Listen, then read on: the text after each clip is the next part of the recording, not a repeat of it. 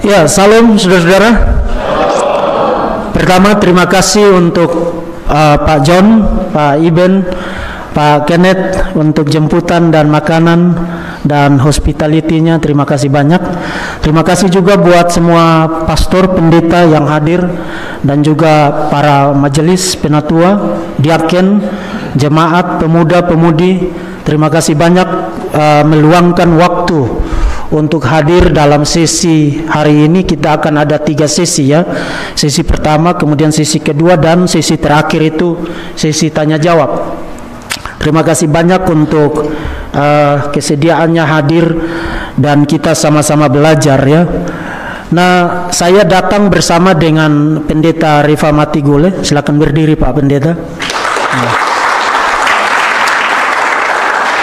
Beliau juga sekaligus adalah bidang akademik ya, yang mengatur akademik di STTRI yang tempat di mana saya melayani sekarang. Dan karena itu kami berdua satu kali lagi mengucapkan terima kasih untuk sambutan yang sangat baik dan juga keramah tamahannya. Tuhan kiranya memberkati Bapak Ibu saudara-saudara sekalian. Nah, saudara-saudara yang terkasih, tadi saya bicara tentang apologetik. Saya bicara tentang apologetik ya. Ada sesuatu yang sangat kuat membuat kesenangan kita itu muncul, hati kita itu bergelora ketika kita bicara tentang ajaran yang kita tidak suka, ajaran yang kita rasa itu melawan kekristenan, ajaran yang kita rasa itu menyerang kekristenan. Karena adalah natural pada diri kita untuk untuk survive, untuk membentuk self defense mechanism. Itu natural. Itu sebabnya kalau muncul ajaran yang tidak sesuai dengan yang kita inginkan, atau yang apalagi yang berniat attack, menyerang kita, kita akan punya ketertarikan yang sangat kuat untuk memberikan pembelaan. Dan di dalam kekristenan itu disebut dengan apologetika atau the defense of faith. Tapi saudara-saudara, meskipun itu sesuatu yang baik dan wajib, bukan hanya baik tapi wajib. Bukan hanya baik tapi wajib. Meskipun begitu, kita jangan sampai lupa bahwa memberikan pembelaan iman, baik itu secara defensif, artinya kita memberikan rasionalitas, alasan untuk doktrin-doktrin iman yang kita imani, itu sifatnya defensif. Atau yang sifatnya ofensif, kita memperlihatkan bahwa pandangan pihak lain itu tidak cukup, insufficient. Itu sesuatu yang sifatnya ofensif. Meskipun itu sesuatu yang baik, tapi kita jangan lupa bahwa yang paling penting itu bukan bahwa orang salah, tapi yang paling penting adalah bahwa kita benar. Satu kali lagi, ini kalimat yang sangat penting sekali kita ingat. Yang paling penting itu bukan bahwa orang itu salah, tapi yang paling penting adalah bahwa kita benar. Kenapa kita benar? Kenapa kita percaya bahwa yang kita imani itu benar?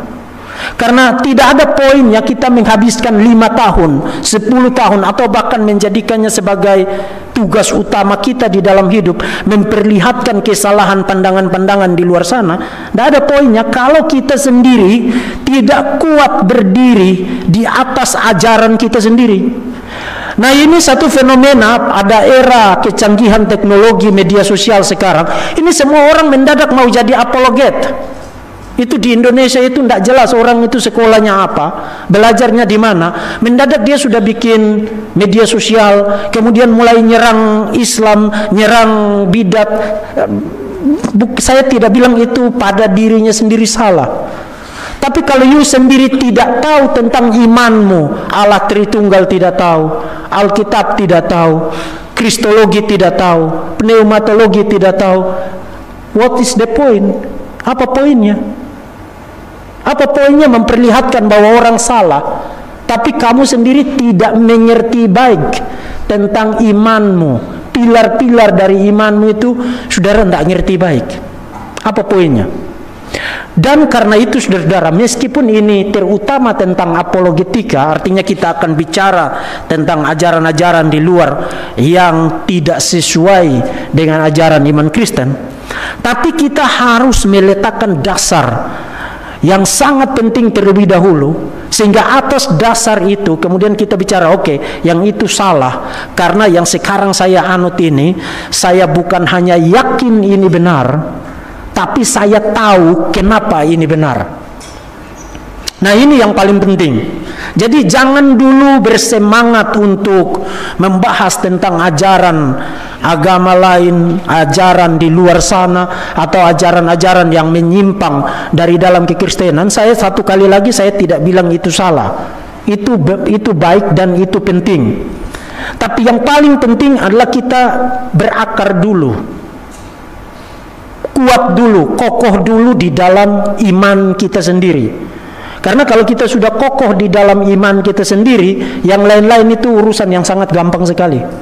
Karena dia mau menyerang dari segi apapun dengan cara apapun, pertama kita tidak akan tergoda, dan yang kedua, Roh Kudus akan memimpin kita untuk tahu bagaimana cara memberikan jawaban.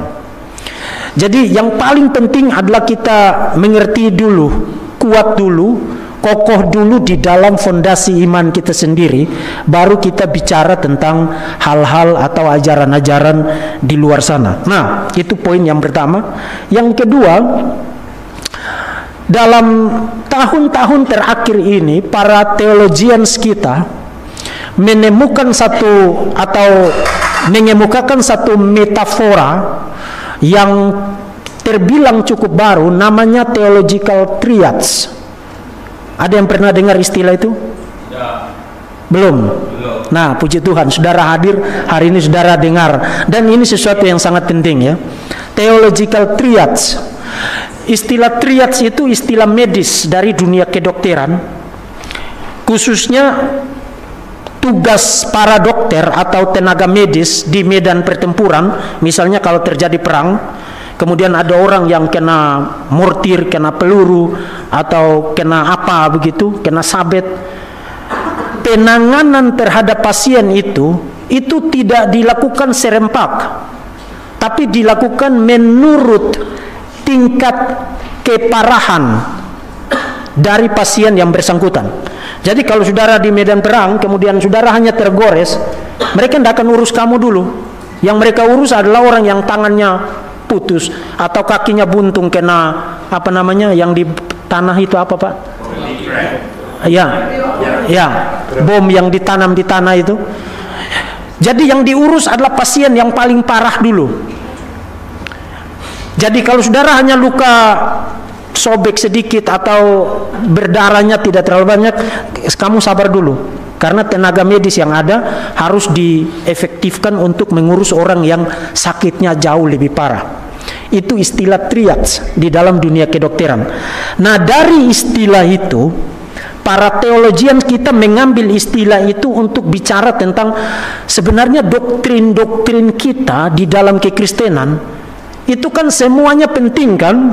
Yang namanya doktrin itu tidak ada yang tidak penting. Semuanya pasti penting. Karena doktrin itu, apalagi kita orang reform ya, orang Calvinis, doktrin itu kan harus berasal dari Alkitab. Kalau tidak ada di dalam Alkitab, tidak boleh jadi doktrin. Itu prinsip Calvinism itu begitu. Jadi semua doktrin itu pasti penting kan? Tapi saudara harus ingat, tidak semua doktrin itu punya bobot kepentingannya itu sama. Misalnya begini, kalau saudara bandingkan kepentingan doktrin Allah Tritunggal dengan doktrin cara baptisan, jauh lebih penting mana? Doktrin Allah Tritunggal atau cara membaptis? Tritunggal dong. Kalau saudara bandingkan doktrin tentang the personhood of Christ, siapa itu Yesus, dengan doktrin tentang bahasa roh misalnya, jauh lebih penting mana? Saudara sampai mati tidak bisa bahasa roh, tidak apa-apa. Tapi kalau you tidak tahu siapa itu Tuhan Yesus, you masuk neraka. Jadi meskipun doktrin-doktrin kita itu semuanya penting, tapi bobot level kepentingannya itu tidak sama. Nah, maka pertanyaannya, kalau kita menggunakan kesempatan ini untuk choose, sebenarnya yang mana yang paling penting sekali dari semua doktrin yang kita imani di dalam kekristenan, bahkan itu menjadi sentral dari pesan Kristen yang kita tidak boleh lose. Itu apa yang paling fundamental, yang paling sentral di dalam kekristenan. Kalau saudara tanya saya jawab pertanyaan itu, saya akan jawab satu: the gospel.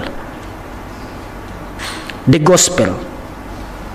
Karena di dalam 1 Korintus pasal 15, Paulus mengatakan, sebab yang sangat penting yang kusampaikan kepadamu, kemudian dia bicara tentang the gospel. Nah, sangat penting yang saudara baca di dalam terjemahan itu, di Malaysia gunakan terjemahan LAI Indonesia baru ya. Kata yang sangat penting di situ dari bahasa Yunani protos, yang berarti sesuatu yang kepentingannya menempati urutan number one, urutan nomor 1. Jadi yang paling penting, yang paling fundamental di dalam kekristenan adalah the gospel. Dan hari ini saudara-saudara, amazingnya adalah orang-orang Kristen kalau kita tanya what is the gospel, mendadak mereka blank. Padahal ini tidak boleh lose. Saudara tahu pada waktu reformasi terjadi, Martin Luther naik ke atas panggung sejarah, memakukan 95 tesis itu di Wittenberg di Jerman. Salah satunya mengatakan harta gereja yang paling mulia adalah Injil kasih karunia. Harta gereja yang paling mulia adalah Injil kasih karunia. Nah, sekarang kalau saudara ditanya apa itu Injil, saudara bisa jawab? Saudara bisa jawab? Berarti kita kehilangan sentral dari gereja. Kita sudah berpindah dari pusat dari gereja itu, kemudian kita sibuk bicara tentang banyak hal, tentang pemuridan, tentang mengurus anak, mengurus rumah tangga, mengelola keuangan dan lain sebagainya, tapi kita lupa bicara tentang the gospel. Padahal menurut Alkitab, kalau Injil adalah sesuatu yang kepentingannya menempati urutan paling pertama, maka secara logik itu berarti you boleh tidak bicara tentang yang lain, tapi you tidak boleh tidak bicara tentang the gospel. You harus bicara tentang the gospel. Jadi saudara-saudara, sesi yang pertama ini sebagai fondasi, landasan untuk materi kita di sesi yang kedua, saya ingin bicara tentang the gospel, khususnya dari surat-surat Paulus, dan dalam kaitan dengan tema yang dikasih ke saya tentang berpegang teguh kepada kebenaran dan tidak menyangkal nama Tuhan Yesus Kristus. Nah, kalau saudara perhatikan tema itu, berpegang teguh kepada kebenaran, itu sebenarnya tema yang muncul sangat banyak, terutama di dalam surat-surat Paulus. Itu everywhere. Dan ketika istilah itu muncul, istilah itu kalau saudara perhatikan, mayoritas selalu dikaitkan dengan Injil atau dikaitkan dengan akibat transformasi dari Injil di dalam kehidupan seseorang. Jadi terkait dengan Injil. Begitu saudara perhatikan istilah berpegang teguh, berdiri teguh, atau istilah lainnya bertekun, berpegang teguh, berdiri teguh, dan seterusnya, mayoritas itu selalu terkait dengan the gospel atau terkait dengan transformasi Injil di dalam kehidupan seseorang. Jadi ini satu istilah yang sangat penting, muncul, nanti kita akan lihat teks-teksnya nanti secara representatif, muncul di sana sini di dalam surat-surat Paulus, dan itu terkait dengan Injil. Nah, nanti kita akan lihat Injil itu apa di dalam presentasi ini, tapi kita lihat dulu beberapa teks di dalam surat-surat Paulus terkait dengan Injil ya. Kita lihat teks pertama di mana istilah berdiri teguh yang tadi saya bilang itu ekuivalen atau maknanya itu kurang lebih sama dengan berpegang teguh. Istilah itu muncul di dalam 2 Tesalonika pasal yang kedua ayat yang ke-15. Berdirilah teguh dan berpeganglah pada ajaran-ajaran yang kamu terima dari yang kamu terima dari kami, ada double di situ, baik secara lisan maupun secara tertulis. Saudara perhatikan, bukan hanya berdiri teguh, tapi juga berpeganglah.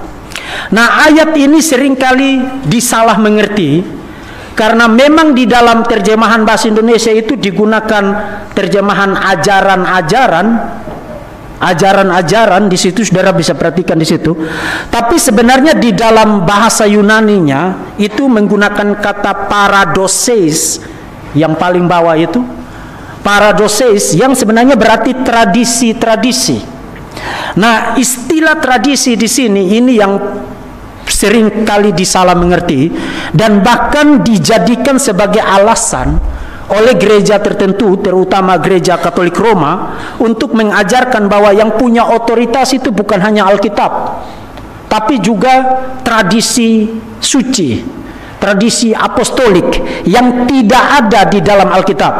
Jadi waktu mereka bicara tentang tradisi, yang mereka maksudkan itu bukan Alkitab, tapi yang mereka maksudkan adalah tradisi yang di luar Alkitab atau yang tidak ada di dalam Alkitab. Kemudian mereka pergi kepada ayat ini dan mengatakan kepada saudara, tuh lihat, Paulus bilang berpegang kepada tradisi-tradisi yang kamu terima dari kami, baik secara lisan maupun secara tertulis.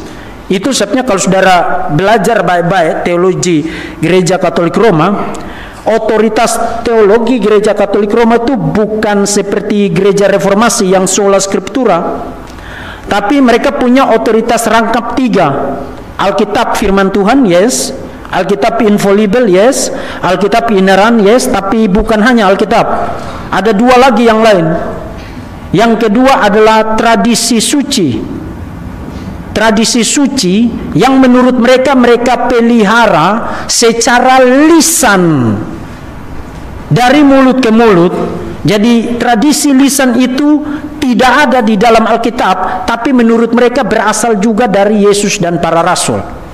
Kemudian yang ketiga dan yang paling menentukan adalah paus dan magisteriumnya. Itu otoritas rangkap 3. Nah, kita tidak percaya begitu. Tapi poin saya adalah kenapa mereka bisa bikin ajaran begitu? Karena mereka menafsirkan ayat ini, tradisi-tradisi di situ secara lisan maupun tertulis, berarti ada Alkitab yang tertulis, tapi juga ada tradisi yang secara lisan beredar. Dan Paulus bilang berpegang teguhlah pada tradisi-tradisi itu, baik yang lisan maupun yang secara tertulis. Nah, nanti saya akan kembali kepada ayat ini dan akan membuktikan bahwa tradisi di situ tidak seperti yang dimaksudkan di dalam gereja Katolik Roma. Tapi kita lihat dulu, ada satu studi menarik. Saudara coba ambil waktu untuk belajar membaca teolog-teolog magisterium kita yang besar di dalam sejarah. Martin Chemnitz ini salah satu teolog Lutheran yang sangat besar sekali. Nanti kita akan banyak kutip dari para teolog besar kita yang sangat raksasa sekali, baik dalam tradisi Lutheran maupun tradisi Calvinis, ya. Martin Chemnitz pasca konsili Trent diadakan, jadi konsili itu diadakan untuk menentang reformasi, menulis 4 volume. Yes, ini dia. Menulis 4 volume yang berjudul Examination of the Council of Trent. Jadi dia memberikan tanggapan terhadap konsili Trent. Dan saudara tahu, di dalam konsili Trent, saudara dan saya yang non-Katolik ini sudah dinyatakan sebagai bidat kita. Jadi kita ini juga bidat juga bagi mereka. Karena itu kita punya hak untuk membela diri juga, kan. Tapi kita lihat dulu apa yang dikatakan oleh Martin Chemnitz, ya. Satu kali lagi, ini teolog Lutheran yang sangat besar sekali, dan studinya itu sangat berharga sekali terkait dengan tradisi. Saudara ingat tadi di 2 Tesalonika tadi Paulus bicara tentang tradisi, bukan? Kemudian menurut gereja Katolik Roma, tradisi di situ berarti tradisi yang lisan. Dan itu tidak ada di dalam Alkitab, tapi dipelihara di dalam tradisi gereja Katolik Roma, dan itu sampai sekarang itu masih ada. Nah, Martin Chemnitz meneliti tentang tulisan bapak-bapak gereja. waktu mereka menggunakan istilah tradisi, sebenarnya apa yang mereka maksudkan. Dan dia menemukan bahwa bapak-bapak gereja waktu bicara tentang tradisi, mereka gunakan istilah itu untuk 8 pengertian. Jadi bukan hanya satu pengertian, tapi 8 pengertian. Artinya you tidak bisa mengatakan bahwa ini pasti tradisi lisannya gereja Katolik Roma just because seorang bapak gereja menggunakan istilah tradisi. Karena di dalam tulisan bapak-bapak gereja, istilah tradisi itu punya arti yang sangat variatif sekali. Minimal tidak kurang dari 8 pengertian istilah tradisi itu digunakan. Yang pertama, istilah tradisi digunakan untuk bicara tentang tradisi lisan dari Tuhan Yesus dan para rasul yang kemudian dituangkan dalam bentuk tulisan Perjanjian Baru. Maksudnya apa? Maksudnya begini. Kan waktu Yesus melayani dan para rasul melayani, mereka tidak langsung nulis Perjanjian Baru, bukan? Mereka melayani dengan cara apa? Berkhotbah, mengajar secara lisan. Artinya ada periode di mana ajaran Tuhan Yesus dan ajaran para rasul itu diedarkan melalui khotbah, dilakukan secara lisan. Nanti baru mereka tuangkan dalam bentuk tulisan. Itu yang kalau saudara studi Perjanjian Baru, para ahli menyebut itu sebagai oral tradition period, periode tradisi lisan. Nah, periode tradisi lisan itu juga disebut tradisi, tapi itu tidak berarti tradisi itu in addition to the scripture, bukan sesuatu tambahan kepada Alkitab. Tradisi lisan itu sendiri adalah Alkitab, karena isi dari tradisi lisan itu yang kemudian dituangkan dalam bentuk tulisan, yang hari ini kita sebut sebagai Perjanjian Baru. Jadi tradisi meskipun itu lisan, tapi itu bukan yang berbeda dari Alkitab. Tradisi lisan itu adalah New Testament, adalah Perjanjian Baru, 27 kitab itu. Jadi waktu bapak-bapak gereja bicara tentang tradisi rasuli, apostolic tradition, mereka tidak bicara tentang something else. Mereka bicara tentang Perjanjian Baru yang sebelumnya diajarkan secara lisan. Nah, itu satu pengertian yang sangat major sekali di dalam tulisan bapak-bapak gereja. Tapi bukan hanya itu. Bapak-bapak gereja juga waktu menggunakan istilah tradisi, mereka gunakan istilah itu untuk penerimaan, reception dari kanon Perjanjian Baru. Kitab-kitab itu bagaimana prosesnya sehingga sekarang itu menjadi kanon. Karena kitab-kitab itu kan tidak ditulis secara sekaligus, bukan? Para penulis kan tidak sepakat, ayo mari kita duduk sama-sama bikin konferensi, bikin seminar apologetik, kemudian mari kita nulis Perjanjian Baru. Nah begitu. Mereka nulis untuk tujuannya masing-masing, untuk alasannya tersendiri, dan nulis di tempat yang berbeda dan situasi yang berbeda, tidak sekaligus ya. Meskipun mereka saling kenal satu sama lain, tapi mereka tidak sepakat untuk ayo mari kita nulis Perjanjian Baru. Mereka tidak bikin agreement itu. Jadi waktu tulisan-tulisan itu dihasilkan, memang butuh waktu untuk direcognize oleh gereja sebagai kitab-kitab yang berotoritas. Nah, proses pembentukan kanon itu, formasi kanon itu, the formation of kanon itu juga disebut sebagai tradisi. Jadi saudara lihat, satu istilah, tapi maksudnya itu beda loh. Maka you harus lihat dulu, ini bapak gereja ini, waktu dia gunakan istilah tradition, apa yang dia maksudkan? Apakah dia bicara tentang oral tradition period yang tadi saya jelaskan, atau dia bicara tentang proses formasi kanon seperti yang tadi saya jelaskan? Itu pengertian yang kedua. Yang ketiga, sorry, itu salah ketik, bukan apostolog tapi apostolik ya. Waktu mereka gunakan istilah tradisi, terutama oleh Tertullianus, oleh Irenaeus, itu bapak-bapak gereja yang sangat penting ya. Abad kedua Irenaeus, kemudian abad kedua memasuki abad ketiga itu Tertullianus. Itu orang-orang yang sangat berperan penting membela kekristenan dari bidat-bidat, terutama bidat Gnostik yang muncul pada awal abad yang kedua. Waktu mereka bicara tentang tradisi dan mereka sebut itu sebagai apostolic tradition, mereka tidak bicara tentang tradisi yang berbeda dari ajaran Alkitab, tapi mereka bicara tentang ringkasan iman Kristen, summary, ringkasan dari iman Kristen yang saudara tahu hari ini saudara sebut sebagai pengakuan iman rasuli. Saudara tahu pengakuan iman rasuli itu, aku percaya kepada Allah Bapa, pencipta langit dan bumi dan seterusnya, kepada Yesus Kristus, kepada Roh Kudus, percaya akan gereja yang kudus dan am dan seterusnya. Itu pengakuan iman rasuli kan. Pengakuan iman rasuli memang baru dikomposisi dalam bentuk formal itu sangat mungkin abad keempat pada masa Ursinus. Tapi sebelum Ursinus mengkomposisi itu dalam bentuk kredo,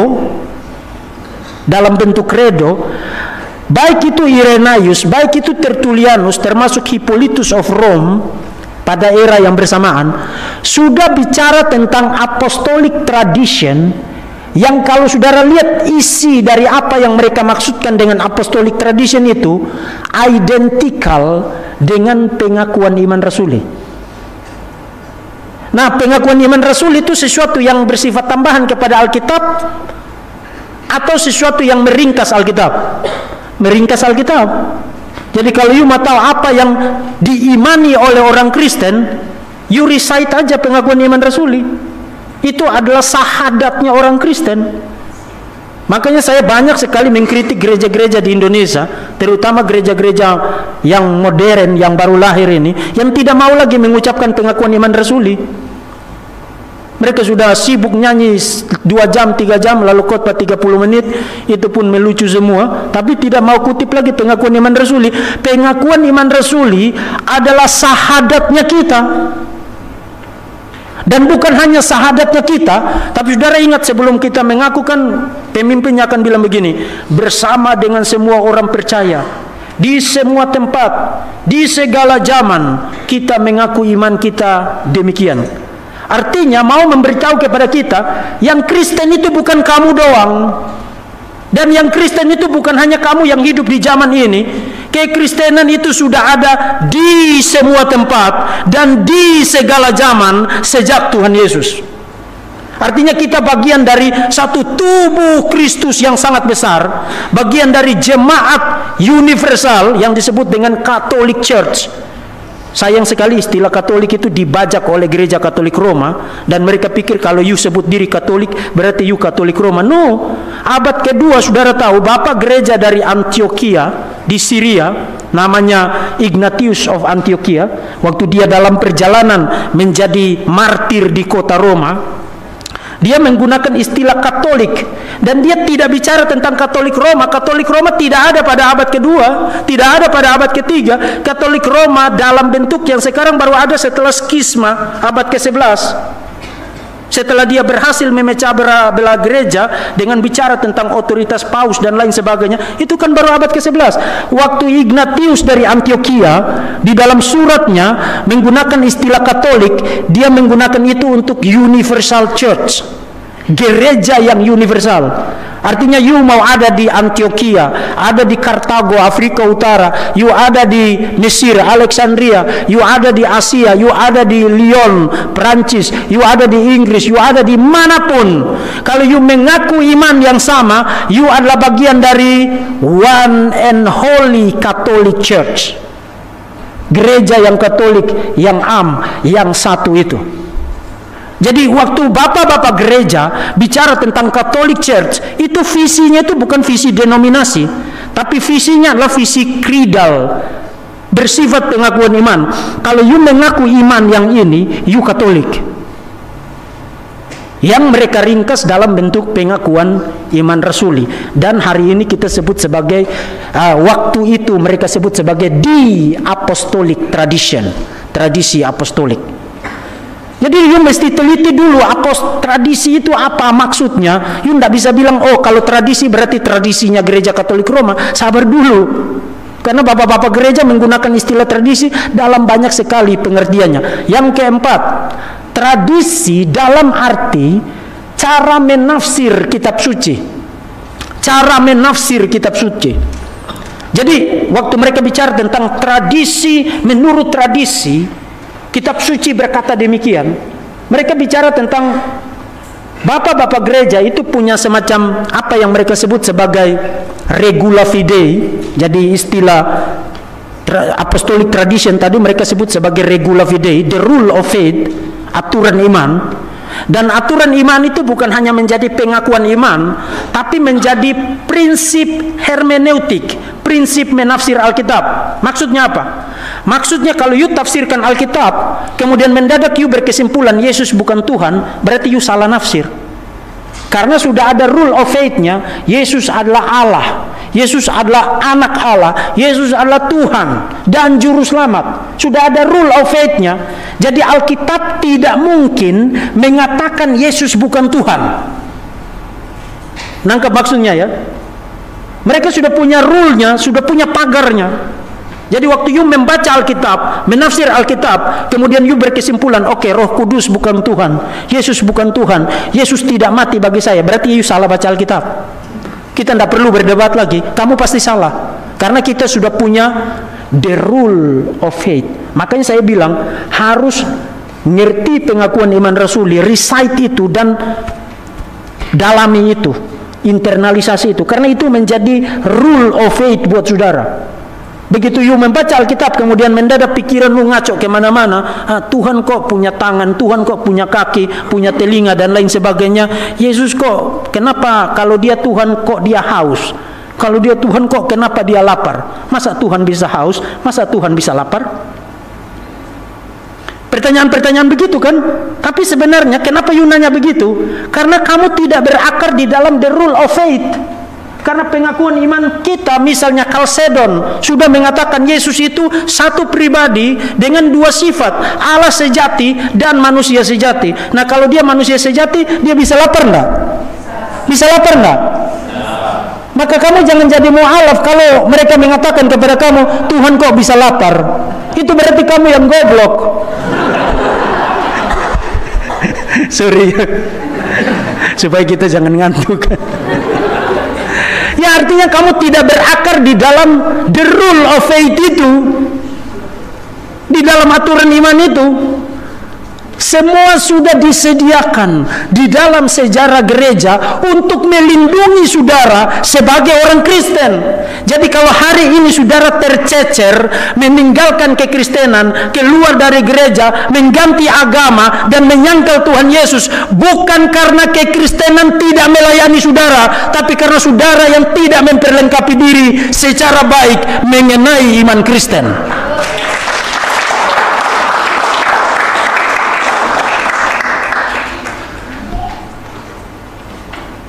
Kemudian yang kelima, istilah tradisi ini banyak sekali artinya. Yang kelima, tradisi berarti bicara tentang praktik-praktik tertentu. Misalnya Origenes bicara tentang baptisan anak. Di sini menjalankan baptisan anak? Ya. Baptisan anak menurut Origenes itu merupakan tradisi apostolik, dijalankan sejak masa para rasul, dan karena itu saya juga percaya baptisan anak ya. Saya percaya baptisan dewasa iya. Kalau misalnya dia baru bertobat, dia sudah umur 50 tahun, ya memang dia harus dibaptis dewasa kan. Masa kita suruh dia jadi anak-anak lagi? Tapi kalau anak itu lahir dari keluarga Kristen, dia berhak menerima the sign of the covenant, tanda perjanjian, yang di dalam perjanjian lama adalah sunat, kemudian di dalam perjanjian baru adalah baptisan air. Dia berhak menerima berkat dan tanda perjanjian itu, dan itu dimandatkan di dalam Alkitab, dan itu di dalam bapak-bapak gereja mereka sebut itu sebagai tradisi apostolik.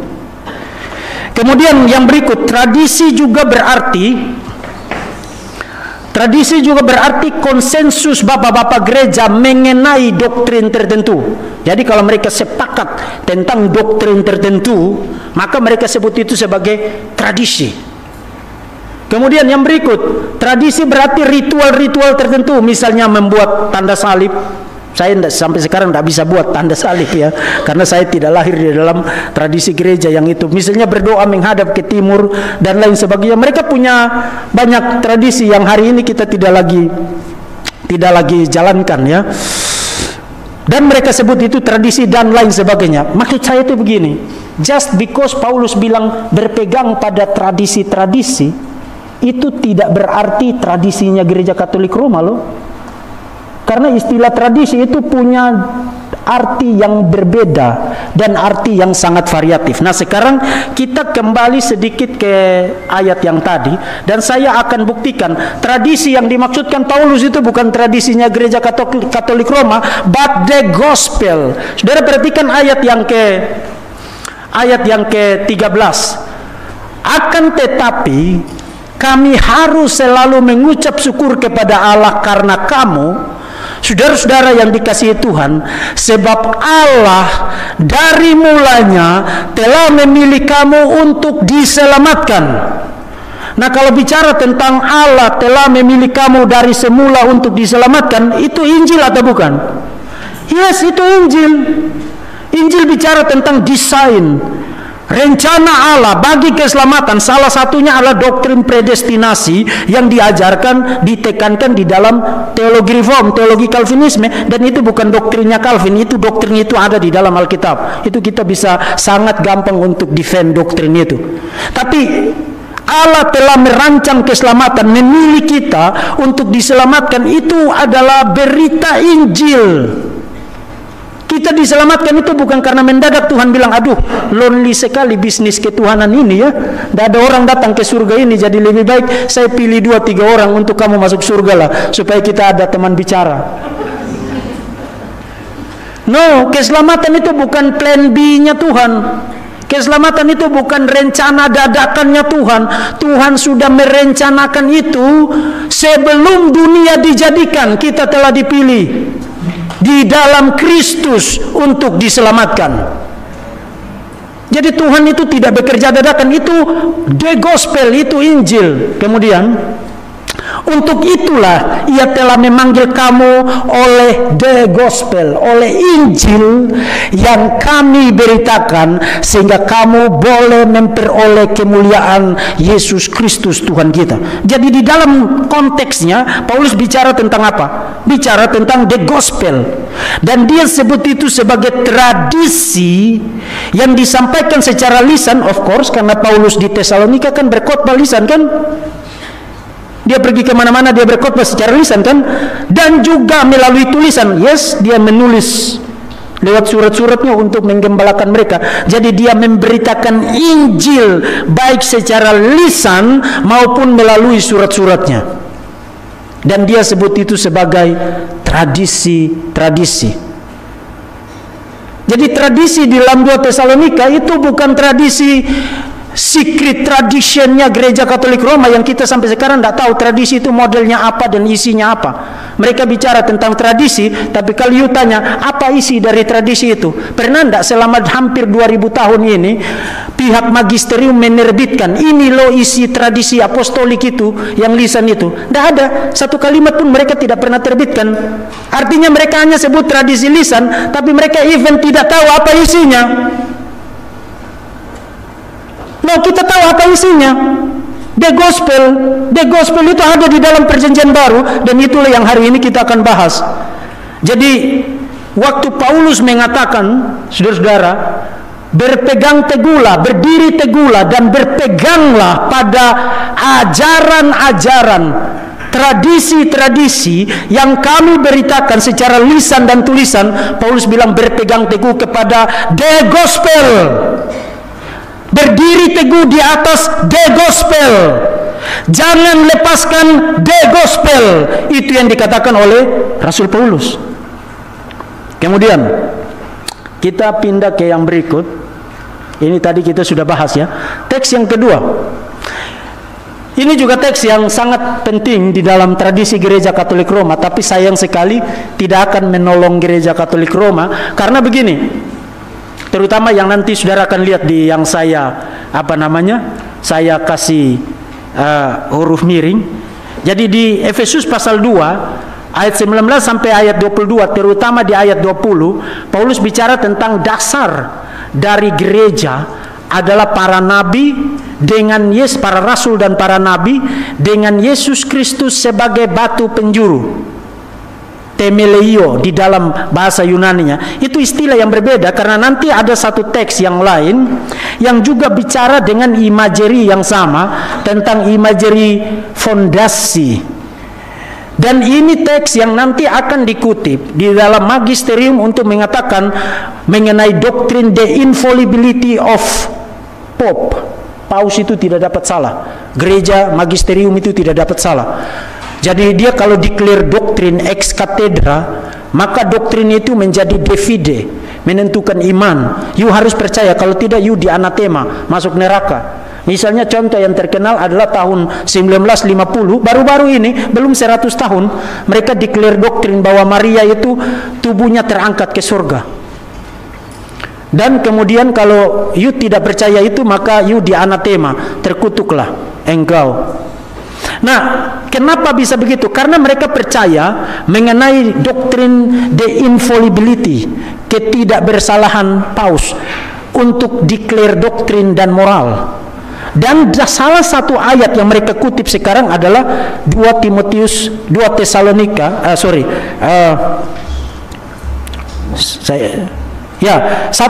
pasal 3 ayat yang ke-15. Karena saudara perhatikan, semuanya itu kutuliskan kepadamu, ini surat kepada gembala muda di Efesus, walaupun kuharap segera dapat mengunjungi engkau. Jadi jika aku terlambat, sudahlah engkau tahu bagaimana orang harus hidup sebagai keluarga Allah, yakni jemaat dari Allah yang hidup, tiang penopang dan dasar dari kebenaran. Jadi bicara tentang jemaat, tiang penopang dan dasar dari kebenaran. Jadi menurut mereka ayat ini bicara tentang the infallibility of Pope ya, dan magisteriumnya. Nah, masalahnya adalah begini. Imagery tentang pilar. Jadi kalau saudara perhatikan kata stulos di sini, rupanya ininya tidak bisa kena pantul ke situ ya. Tidak bisa ya.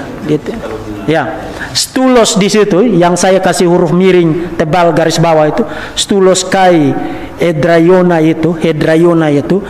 Kata stulos di situ berarti pilar. Kemudian hedraiona di situ bisa diterjemahkan foundation ya, dasar. Jadi kalau diterjemahkan tiang penopang atau pilar dan dasar dari kebenaran. Nah, coba saudara proses baik-baik. Pilar dan dasar atau penopang dari kebenaran. Jadi kebenaran itu dasarnya itu gereja. Apakah itu maksudnya? Apa itu tidak terbalik ya? Itu yang tadi saya bilang, kalau you berakar di dalam the rule of faith, kalau orang bikin kesimpulan begitu, antena saudara langsung begini, impossible, tidak mungkin kebenaran itu dasarnya adalah gereja. Jadi gereja yang menentukan kebenaran, itu kan impossible. Justru sebaliknya, gereja ada karena kebenaran. Karena gereja tanpa kebenaran itu hanya kumpul-kumpul sosial. Itu tidak lagi disebut sebagai gereja. Nanti kita akan lihat salah satu contohnya, terutama jemaat di Galatia. Jadi pasti bukan itu maksudnya. Maka pertanyaannya adalah apa yang dimaksudkan dengan stulos kai hedraiona tes aleteias, pilar dan dasar dari kebenaran. Nah, kita bersyukur kita punya bapak-bapak gereja yang juga bicara tentang imagery ini. Saudara perhatikan di screen, ini dari Eusebius. Saudara tahu bapak sejarah gereja yang hari ini mewariskan bagi kita buku Ecclesiastical History, sejarah gereja, yang sangat terkenal itu. Di dalam Ecclesiastical History, Eusebius bicara tentang ada seorang martir namanya Attalus. Attalus ini menurut dia adalah seorang yang berasal dari Pergamos, dan dia selalu, he had always been a pillar, dia selalu adalah pilar dan fondasi. Nah, tidak mungkin Attalus itu pilar dan fondasi sama seperti pilar yang sekarang, tidak mungkin itu maksudnya. Jadi apa maksudnya? Jadi apa maksudnya? Oke, kita nanti akan jawab itu, tapi kita pindah lagi kepada bapak gereja yang lain. Ini Eusebius ya. Sekarang kita pindah ke Basilius dari Kaisarea, atau yang disebut dengan Basilius Agung. Saudara tahu ada 3 bapak Kapadokia yang terkenal, Gregorius Nazianzus, kemudian Gregorius dari Nisa, dan salah satunya yang sekarang saudara lihat di screen, Basilius dari Kaisarea atau Basilius Agung. Dan dia bicara tentang the pillars and foundation of the truth, yang scatter ya, yang tersebar. Jadi bicara tentang orang-orang yang berpegang teguh kepada kebenaran, berpegang teguh kepada firman Tuhan, kepada Injil, dan dia sebut orang-orang itu sebagai the pillars and foundation, pilar-pilar dan fondasi. Maka pertanyaan, apa maksudnya? Yang pasti itu tidak berarti bahwa orang-orang itu menjadi dasar dari kebenaran. Mereka itu orang-orang bisa mati, bisa salah. Tapi kenapa orang-orang yang besar seperti Basilius dari Kaisarea, termasuk Eusebius, bapak sejarah gereja yang sangat besar itu, menyebut orang-orang itu martir. Kemudian orang-orang percaya yang berpegang teguh kepada firman Tuhan menyebut mereka sebagai pilar-pilar dan fondasi kebenaran. Kemudian satu lagi bapak gereja yang lain, ini juga bapak Kapadokia, Gregorius Nazianzus, menggunakan istilah yang sama untuk Athanasius.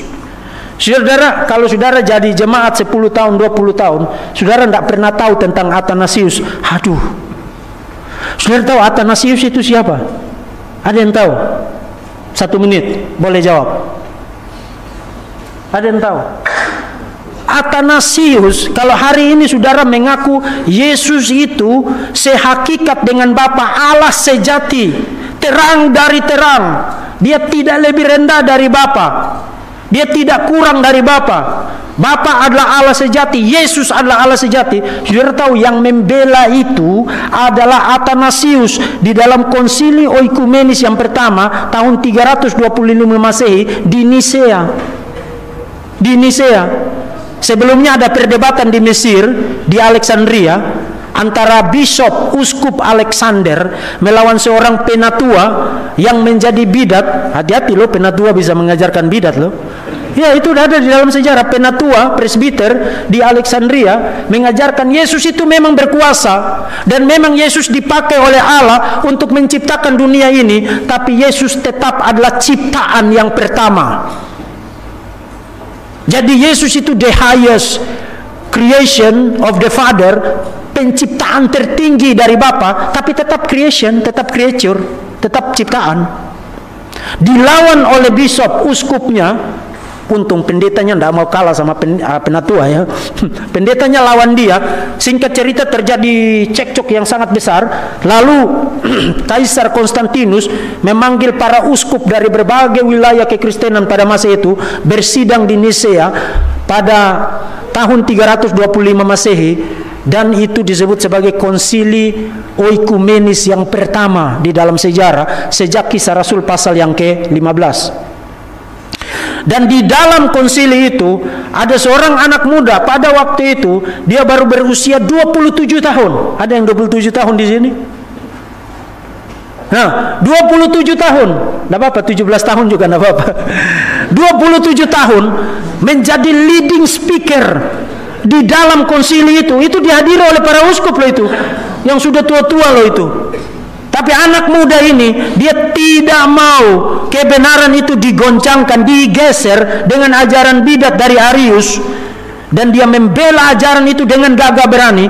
3 tahun kemudian, dia menjadi uskup menggantikan Bishop Alexander, uskup Alexander di Alexandria, Mesir. Dia menjadi uskup, dan saudara tahu 45 tahun masa jabatannya sebagai uskup di Mesir, di Alexandria. 17 tahun dia hidup di pembuangan, dibuang oleh Kaisar Romawi karena dia tidak mau menyangkal iman Nisea. Yesus adalah Allah sejati, terang dari terang, Allah sejati dari Allah sejati, homoousios dengan Bapa, sehakikat dengan Bapa. 17 tahun dia dibuang dari masa jabatannya 45 tahun. Dan bukan hanya 17 tahun dibuang, tapi sebanyak 5 kali dia dibuang. Itu Athanasius. Dan waktu Gregorius Nazianzus menulis tentang Athanasius, kalau saudara baca tulisannya yang lain, dia sebut Athanasius sebagai penguasa atas seluruh dunia. Dan waktu itu orang bilang kepada Athanasius, Athanasius, ini semua Kaisar Romawi melawan engkau, seluruh dunia melawan engkau. Lalu saudara tahu apa jawaban Athanasius? Maka biarlah Athanasius melawan seluruh dunia. Itu terkenal dengan satu kalimat. Kalau saudara ketik di Google sekarang, Athanasius contra mundum, Athanasius melawan dunia. Jangan kamu bilang satu dunia melawan saya. Yang harus kamu bilang adalah saya Athanasius melawan satu dunia. Itu orang Kristen. Ini semangat ini hari ini tidak ada di dalam anak-anak muda orang Kristen sekarang. Ini kalau dikasih uang, dikasih yang bagus-bagus sedikit sudah pada mualaf semua ini.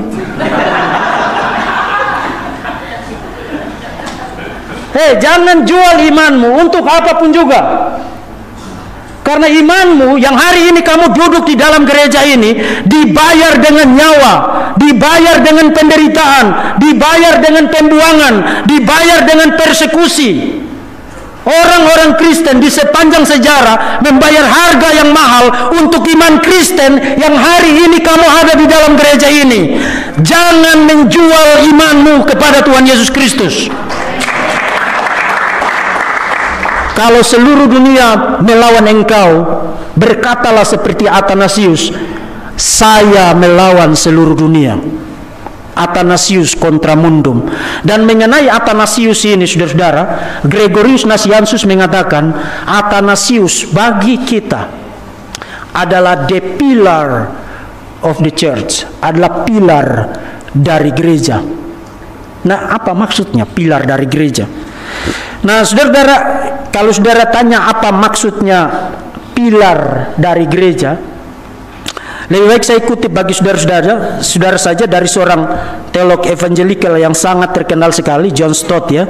Ini orang yang sangat terkenal sekali, seorang pengkhotbah, seorang teolog yang evangelikal sampai dia mati ya. Sangat bagus sekali. Kata stulos berarti pilar. Tujuan dari pilar tidak hanya untuk menahan agar tetap kokoh, tapi juga untuk mendorongnya menjadi lebih tinggi sehingga dapat terlihat jelas bahkan dari kejauhan. Jadi kalau saudara baca itu terus, saya tidak akan baca terus, tapi kalau saudara baca itu terus, sebenarnya ada dua function dari pilar yang digunakan oleh Paulus di situ. Yang pertama adalah soal stability-nya. Dan yang kedua adalah soal visibility. Jadi stability dan visibility. Apa itu stability? Stability berarti pilar itu menjaga supaya bangunan itu jangan goyah, bukan? Dan visibility itu apa? Kenapa pilarnya harus tinggi-tinggi? Supaya orang bisa lihat, bukan? Jadi apa function dari gereja? Fungsi dari gereja adalah menjaga, memelihara, mempertahankan sehingga kebenaran itu tidak dilencengkan, tidak disimpangkan, dan tidak dibuat menjadi ajaran yang sesat, ajaran yang menyimpang. Soal the stability of the doctrine, stabilitas doktrin, stabilitas ajaran, stabilitas Injil, itu fungsi gereja. Fungsi gereja adalah menjaga stabilitas kebenaran. Tidak sembarang orang boleh datang dan mengajar. Tidak sembarang orang boleh bikin ajaran apa saja. Orang harus belajar, harus membuktikan diri, bertekun di dalam sound doktrin, sehingga dia tidak naik ke mimbar kemudian ngajarin yang aneh-aneh. Itu soal stabilitas. Dan yang kedua soal apa? Visibility. Apa fungsi dari gereja? Memberitakan kebenaran, bukan? Kamu tidak bisa menyalakan api kemudian taruh di bawah gantang. Saudara harus kasih lihat itu kepada dunia ini. Jadi soal stability dan soal visibility. Kalau saudara punya ajaran yang sehat, perlihatkan itu kepada orang-orang, beritakan itu kepada orang-orang, dan bukan hanya beritakan itu, tapi hiduplah sesuai dengan itu. Karena pilar dan fungsi fondasi di situ bicara tentang tugasmu untuk menjaga kemurnian ajaran Injil, stabilitasnya, dan juga visibility-nya. Saya banyak tanya orang-orang Kristen, sudah Kristen berapa lama? Kemudian dia jawab sekian tahun. Ada yang 10 tahun, belasan tahun, 5 tahun. Terus saya tanya, pernah enggak memberitakan Injil kepada orang lain? Kemudian dia jawab, saya memberitakan Injil dengan perbuatan saya. Saudara, Injil itu news. Apa yang saudara lakukan dengan news? Bayangkan kalau saudara pergi ke kantor berita Malaysia, kemudian saudara bilang begini, bilang kepada pembaca beritanya, keluar dari ruangan itu, bacakan berita itu, tapi jangan dengan kata-kata, dengan perbuatan. Saudara akan dikirim ke rumah sakit jiwa itu. Apa yang saudara lakukan dengan news? Announce itu, proclaim itu, beritakan itu.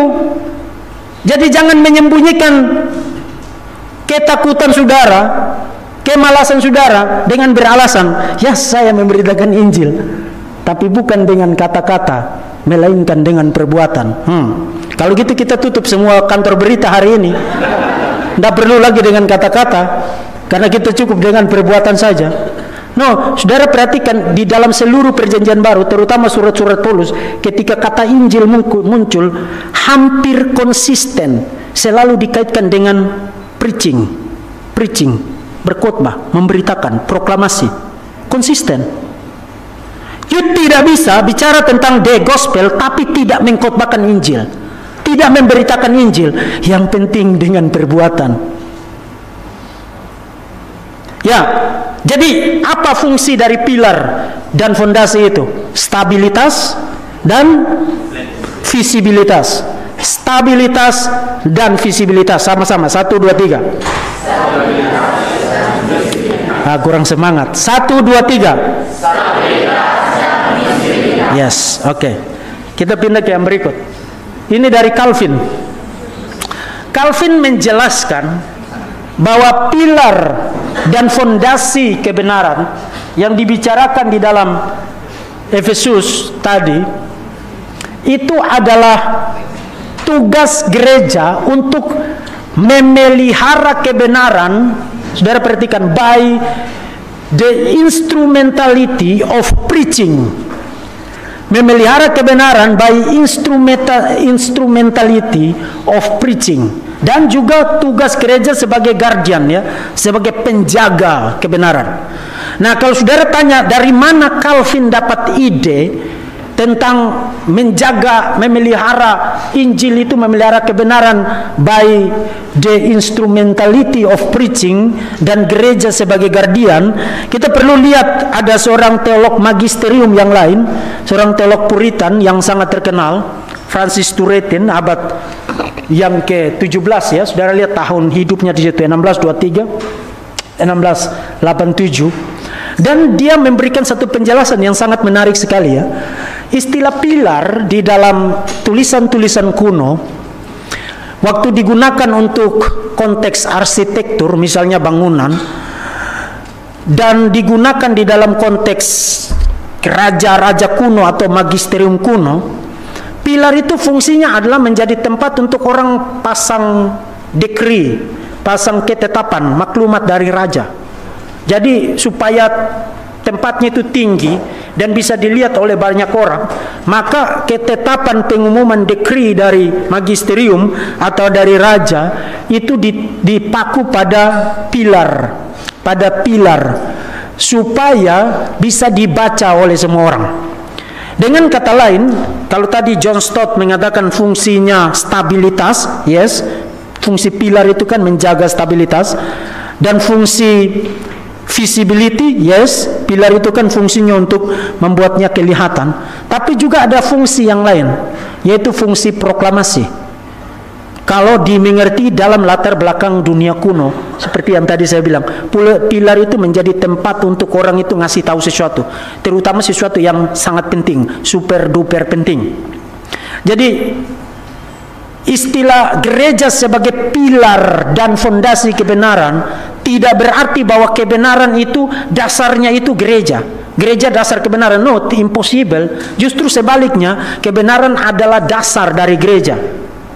Tapi istilah pilar dan fondasi di situ digunakan untuk bicara tentang tugas gereja untuk memproklamasikan the truth. Pilar dan fondasi tes aleteias di dalam bahasa Yunani, the truth, kebenaran, dan the truth di situ adalah kebenaran Injil. Tugas proklamasi. Nah, proklamasi, pemberitaan itu bukan hanya khotbah, jangan salah paham.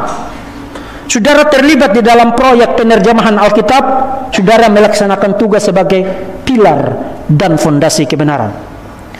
Saudara memberikan pembelaan iman. Ada yang mempertanyakan, Bu, Yesus itu siapa? Kemudian saudara jelaskan, Yesus adalah Tuhan yang menjadi manusia, berinkarnasi, juru selamat satu-satunya, menderita, mati, dan bangkit, naik ke surga. Itu saudara sedang menjalankan fungsi sebagai pilar dan fondasi kebenaran. Pada waktu saudara mengajarkan anak-anak saudara tentang doa Bapa kami, tentang 10 hukum, tentang khotbah di bukit, tentang the golden rule, tentang ajaran-ajaran Tuhan Yesus dan para rasul, saudara sedang menjadi pilar dan fondasi kebenaran. Karena itu fungsi proklamasi, fungsi pengajaran. Saudara menjadi guru sekolah minggu, saudara menjadi pilar dan fondasi kebenaran. Saudara menjadi seorang penatua, saudara menjadi pilar dan fondasi kebenaran. Saudara menjadi seorang diaken, melayani di gereja, saudara menjadi pilar dan fondasi kebenaran. Saudara memimpin puji-pujian, menyanyikan lagu-lagu yang bagus, yang theologically sound, yang benar secara teologis, kemudian itu dinyanyikan dalam syair yang bagus, dengan nada yang bagus, harmoni yang bagus, saudara menjadi pilar dan fondasi kebenaran. Jadi saudara bisa lakukan itu dengan banyak sekali cara. Tidak semua saudara harus jadi pendeta. Meskipun kita butuh jauh lebih banyak orang menjadi pendeta hari ini. Jadi anak-anak muda, kalau Tuhan panggil engkau jadi pendeta, segera serahkan hidupmu untuk jadi pendeta. Amin. Yes, ini Pak Iban sudah tua, Pak John juga sudah tua. Nanti kalau tidak ada yang mau jadi pendeta, ini gimana ini? Bahwa pastor juga begitu, dan seterusnya. Ini, mana anak-anak muda ini? Kamu merasa jauh lebih berharga dan bangga, dipuji oleh dunia ini kalau kamu jadi dokter, jadi lawyer, jadi ini itu. Pekerjaan yang sangat dihargai oleh Tuhan, bahkan menjadi hamba khususnya Tuhan. Semua orang itu hamba Tuhan, yes. Tapi hamba khususnya Tuhan adalah pendeta. Karena dia punya fungsi, punya otoritas untuk binding and loosing. Yang terikat, yang kamu ikat di bumi terikat di, yang kamu lepaskan di bumi terlepas di. Lawyer tidak punya kuasa itu, dokter tidak punya kuasa itu. Malah dokter itu kalau pasiennya sudah dia tidak bisa rawat, dia panggil pendeta itu, Pak Pendeta tolong datang dulu. Saya ketemu ada seorang yang saya ketemu beberapa kali dan sangat akrab, sering ajak saya makan di salah satu kota besar di Indonesia. Dia pernah depresi bertahun-tahun karena ditipu oleh temannya, rugi luar biasa sekali. Itu terlilit hutang yang sangat banyak, depresi luar biasa. Dan saudara tahu apa nasihat dari psikiater kepada dia? Cari pendeta. Cari pendeta. Karena itu problem spiritual. Bukan masalah hutangnya, bukan masalah kamu ditipunya. Itu problemnya itu ada di dalam hatimu. Itu problem hati.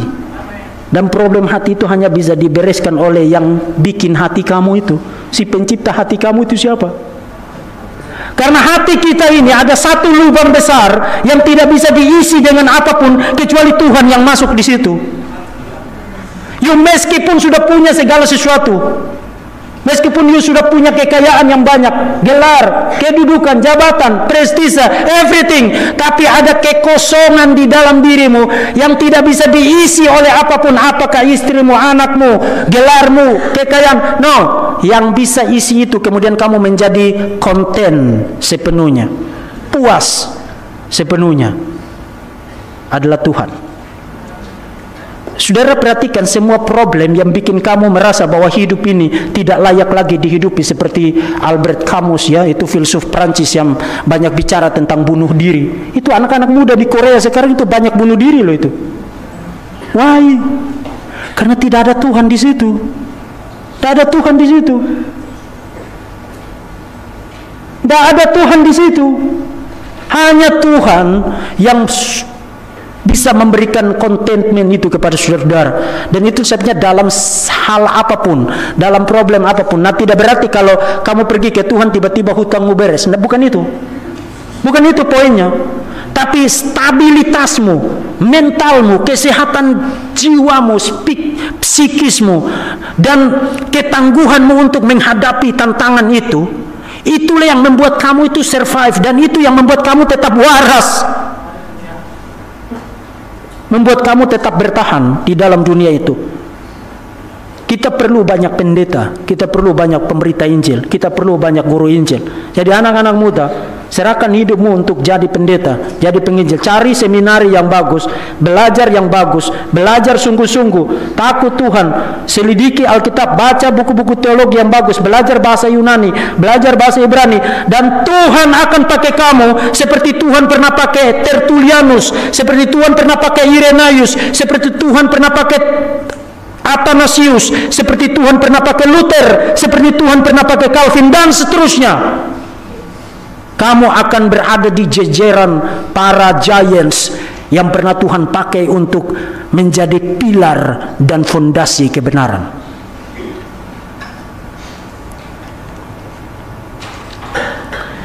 Itu dari Francis Turretin, ya. Jadi tugas itu tugas yang sangat penting sekali.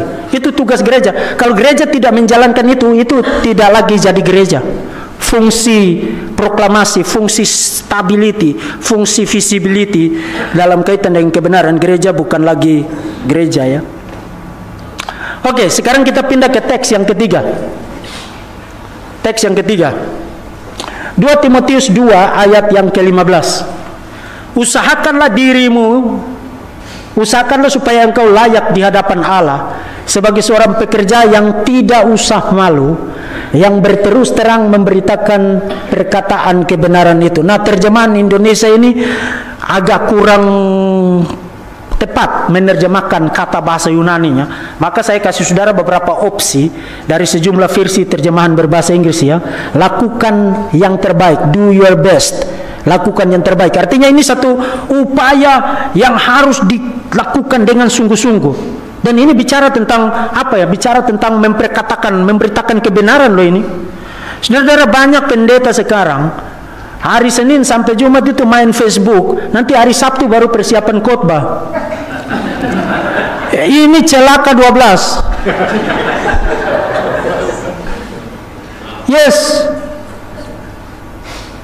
Ini godaan yang sangat besar sekali. Kapan baca bukunya? Kapan meditasinya? Kapan eksegesisnya? Kapan refleksinya? Kapan bikin naskah khotbahnya? Kalau persiapannya dadak-dadakan. Maka kita perlu panggil anak-anak muda di sini jadi pendeta, dan jadi pendeta yang sungguh-sungguh. Seperti yang tadi saya bilang, kamu menjadi pilar dan fondasi kebenaran. Alkitab bilang lakukan semua upaya, make every effort. Lakukan semua upaya. Ini bukan suatu pekerjaan sambil lalu, bukan pekerjaan sambilan. Jadi sambil melayani, sambil pelayanan itu bukan pekerjaan sambilan. Minta maaf. Bukan pekerjaan sambilan. Itu sebenarnya tugas jemaat untuk menyokong kehidupan pendeta. Karena pekerjaan pendeta itu bukan pekerjaan sambilan, itu pekerjaan penuh waktu. Seluruh perhatiannya harus di situ. Saudara ingat Kisah Rasul pasal 6? Waktu sudah banyak orang bertobat, kemudian para janda itu tidak terlayani. Orang-orang datang membawa masalah kepada para rasul. Ini bagaimana cara mengurus ini? Petrus bilang apa? Mari kita pilih 7 orang yang terkenal penuh dengan Roh Kudus, supaya kami para rasul memusatkan diri pada pelayanan firman dan doa. Saudara coba pikir itu baik-baik. Melayani kebutuhan jemaat yang terbengkalai itu penting atau tidak? Penting. Saking pentingnya, orang-orang yang dipilih untuk layani pekerjaan itu, diakonia itu, harus penuh dengan Roh Kudus. Artinya itu pekerjaan yang super penting. Tapi Petrus bilang begini, yes, itu pelayanan yang penting, itu pekerjaan yang sangat penting, tapi saya punya tugas khusus dari Tuhan, dan tugas khusus itu saya tidak boleh main-main. Saya tidak boleh bagi perhatian lagi ke tempat lain. Saya harus fokus di sini, yaitu pelayanan firman dan doa.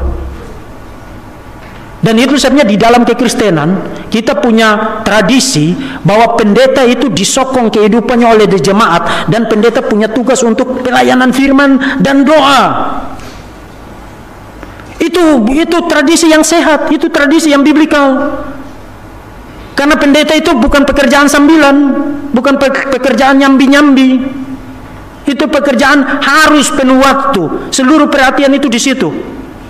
Kamu masih tidur, pendetamu sedang berlutut, berjaga-jaga atas nyawamu. Kata surat Ibrani ya, hormatilah pemimpinmu, karena mereka berjaga-jaga atas nyawamu. Tuhan, jemaat saya sedang tidur, mungkin terjadi sesuatu, Tuhan jaga dan lindungi. Berjaga-jaga atas nyawamu. Anakmu mau pergi ke luar negeri, mau sekolah, pendetamu berjaga-jaga atas nyawanya, mendoakan dia, dan lain sebagainya. Waktu kamu sakit, pendetamu datang, berdoa buat kamu, berjaga-jaga atas nyawamu.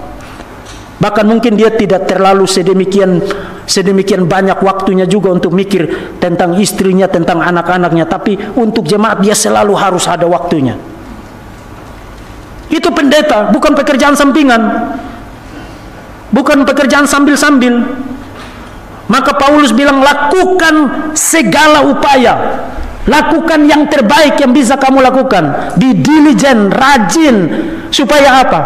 Supaya kamu dinilai layak oleh Tuhan sebagai seorang pelayan, sebagai seorang pekerja. Dinilai layak di hadapan Tuhan. Nah, apa kriteria kelayakannya? Kriteria kelayakan itu bukan kesuksesan materi, bukan. Kriteria kelayakannya adalah, saudara perhatikan, ini, rightly handling the word of truth. Kemudian handling accurately the word of truth. Kriteria kelayakan seorang hamba Tuhan adalah dia secara akurat menjelaskan firman kebenaran. Khotbah itu tidak boleh salah. Supaya tidak boleh salah, maka hari Senin sampai Sabtu itu studi, supaya hari Minggu jangan ngawur. Accurately handling the word of truth, menangani secara akurat firman kebenaran. Istilah firman kebenaran di dalam surat-surat Paulus itu ekuivalen dengan the gospel, dengan Injil. Ini persoalan hidup dan mati, saudara-saudara. Persoalan orang masuk surga atau masuk neraka. Saudara, di dunia ini paling 60 tahun, 70, 80 tahun itu kamu udah jago banget itu. Setelah itu udah tidak ada hitung-hitungannya lagi. Itu kekekalan loh itu. Kekekalan loh itu.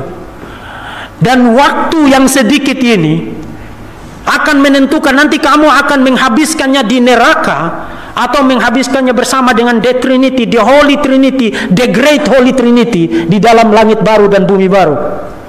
Bergantung pada mimbar ini. Apa yang keluar dari mimbar ini? Apakah itu the word of truth, firman kebenaran, atau opini manusia, atau hanya permainan kata, hanya jokes, lucu-lucuan, dan lain sebagainya, hanya pengalaman manusia. Itu tidak menyelamatkan saudara.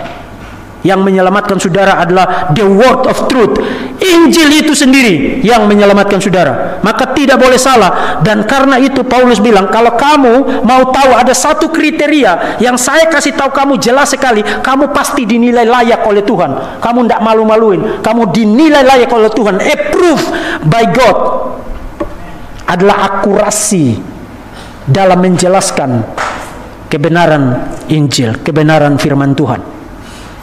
Nah, ini bukan hanya berlaku bagi pendeta.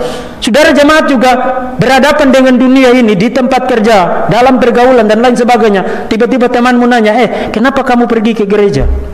Enggak, daripada saya gabut di rumah, lebih baik saya pergi ke gereja. Kamu sudah jadi Petrus itu. Nggak usah nanya-nanya lah, ini kan urusan agama katanya. Ya justru Tuhan gerakan dia nanya supaya saudara jadi pilar dan foundation of the truth, bukan?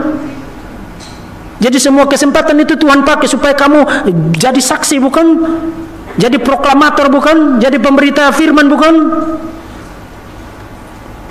Jadi ini satu teks yang sangat penting sekali ya. Harus akurat dan itu menjadi kriteria dari kelayakan seorang hamba Tuhan. Nah, ini yang kita perlu waspada, saudara-saudara. Hari ini saudara-saudara, tradisi non-reformasi cenderung membanggakan akar sejarah mereka. Kami dong sudah ada sejak abad pertama. Kami dong gereja yang didirikan langsung oleh para rasul. Saudara, itu klaim yang tidak benar ya. Terutama dari tradisi Katolik ini, gereja kami langsung didirikan oleh Tuhan Yesus. Pertama, tidak benar. Tuhan Yesus tidak pernah pergi ke Roma untuk dirikan jemaat di Roma. Itu benar, tidak ada. Yesus tidak pernah pergi ke sana. Dan yang kedua, jemaat di Roma juga tidak didirikan oleh rasul. Irenaeus, bapak gereja abad kedua, mengatakan Paulus dan Petrus mati martir di Roma. Tapi Pak Irenaeus tidak mengatakan bahwa yang mendirikan jemaat di Roma adalah Petrus. Lalu siapa yang mendirikan jemaat di Roma? Ambrosiaster, bapak gereja abad keempat, mengatakan yang mendirikan jemaat di Roma itu adalah orang-orang, saudara ingat di Kisah Rasul pasal 2 ayat 10, yang hadir di peristiwa Pentakosta itu orang-orang dari Roma, bukan? Mereka bertobat waktu Petrus berkhotbah. Orang-orang awam itulah yang kembali ke Roma dan memulai gerakan kekristenan di sana. Jadi kalau orang bikin klaim ini kan heboh sekali kan, bombastis sekali, kan enak di telinga kan. Tapi tidak benar. Kalau tidak benar kita harus bilang tidak benar. Karena salah satu tugas seorang hamba Tuhan adalah berkata jujur dan berkata benar. Kalau kita mendengar klaim yang tidak benar, kita harus bilang tidak benar. Nah, jadi cenderung membanggakan asal-usul mereka. Ortodoks Timur juga sama. Kami berasal dari gereja Timur, sudah ada Antioquia dan Alexandria. Saudara, apa kriteria dari gereja yang rasuli? Apakah didirikan langsung oleh rasul? Apakah akar sejarahnya itu panjang? Apa kriterianya? No, bukan itu kriterianya. Kriterianya adalah keteguhan, kesetiaan kepada kebenaran Injil. Saudara, ada satu gereja yang didirikan oleh rasul dan dilayani oleh rasul dan menjadi murtad waktu rasul masih hidup. Saudara tahu gereja apa? Gereja-gereja di Galatia. Gereja-gereja di Galatia didirikan oleh Paulus di dalam perjalanan misinya yang pertama. Paulus berkeliling dari itu kan satu provinsi itu kan, di Galatia, provinsi Galatia itu kan banyak sekali wilayahnya. Dalam perjalanan misi yang pertama saudara bisa baca sejarahnya di Kisah Rasul pasal yang ke-13 pasal 14. Saya selalu bilang kepada para student saya, kalau saudara mau ngerti surat-surat Paulus, saudara harus membaca Kisah Para Rasul. Karena mayoritas latar belakang dari jemaat-jemaat yang disebut Paulus di dalam surat-suratnya itu ada di dalam Kisah Para Rasul. Nah, Kisah Rasul pasal 13-14 menceritakan tentang perjalanan misi Paulus yang pertama. Dan itu termasuk di dalamnya perjalanan misi di wilayah atau provinsi Galatia. Jadi berdirilah gereja di situ. Artinya ini gereja didirikan langsung oleh rasul dan bukan rasul sembarangan, rasul Paulus loh ini. Dan dilayani langsung oleh rasul Paulus. Tapi saudara perhatikan, surat Galatia ini ditulis oleh Paulus setelah perjalanan misi yang pertama, karena dia harus berpindah-pindah ke tempat yang lain. Jadi dia menulis surat ini karena mendengar kabar yang sangat-sangat mendukacitakan hatinya. Saudara perhatikan, dari Paulus, seorang rasul, bukan karena manusia. Saudara, kalau Paulus itu nulis surat yang isinya enak, biasanya dia tidak bicara otoritas. Tapi dia lebih bicara hamba Tuhan Yesus Kristus. Tapi kalau dia sudah bilang, saya jadi rasul ini bukan karena kamu loh, tapi karena Tuhan, bukan karena manusia, juga bukan oleh seorang manusia. Saudara, ini saking panasnya Paulus ini ya. Jadi dia sudah bilang bukan dari manusia, tapi dia ulangi lagi, bukan oleh seorang manusia, melainkan oleh Yesus Kristus dan Allah Bapa yang telah membangkitkan dia dari antara orang mati. Jadi Paulus mulai ini langsung bicara doktrin ini. Kemudian ayat yang kedua, saudara perhatikan, dari semua saudara yang ada bersama-sama dengan aku kepada jemaat-jemaat di Galatia.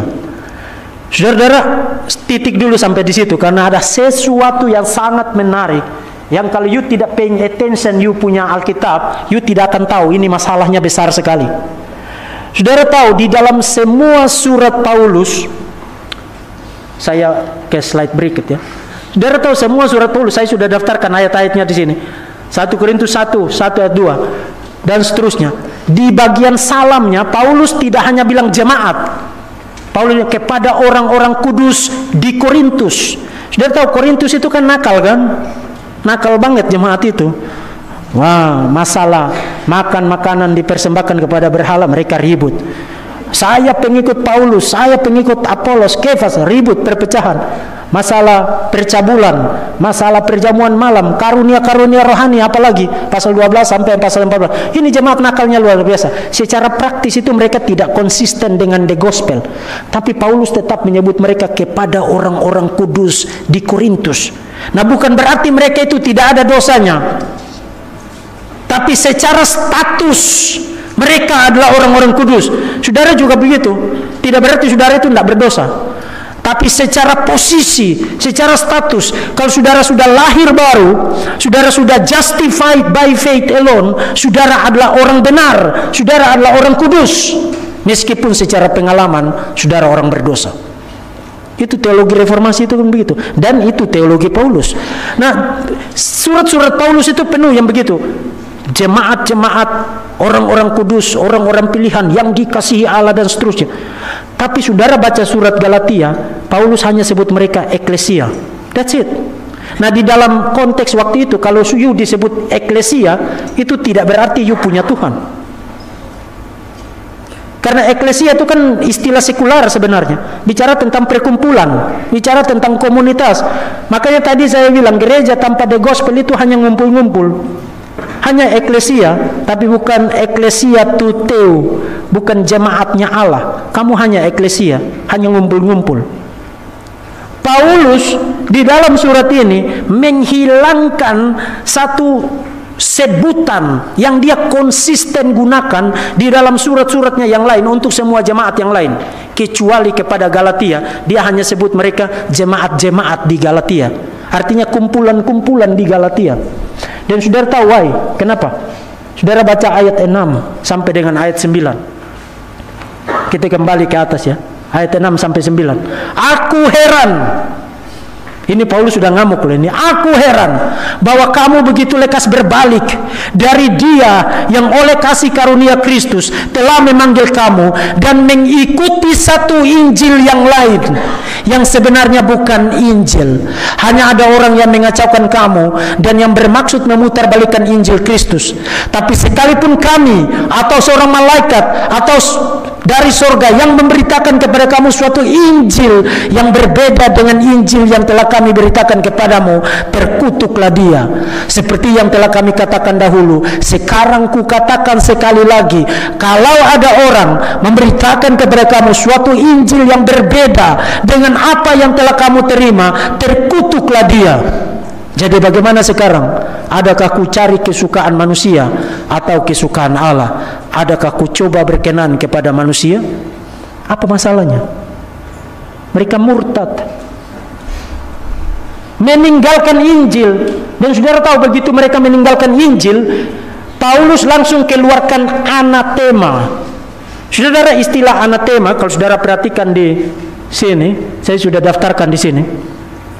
Tadi saya ada kutipan dari Bapak Gereja abad yang keempat masuk abad kelima ya, sangat terkenal disebut sebagai the golden mouth, si pengkhotbah, si mulut emas. Ini orang jago khotbah. Dia kalau khotbah itu Kamu bisa tidak berkedip. Dia pintar sekali ngomong dan sangat bagus sekali ya. Dan dia menjelaskan hal yang sama tadi saya bilang. Ini jemaat sudah murtad.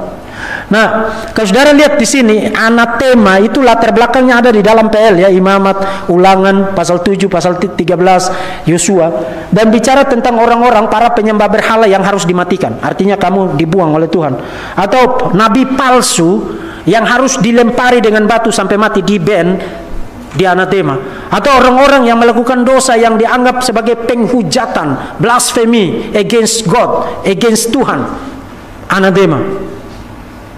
Atau misalnya imajerinya juga ada di Satu Raja-Raja ya, saudara bisa lihat di situ. Satu Raja-Raja pasal 18 tentang Elia melawan para nabi Baal itu.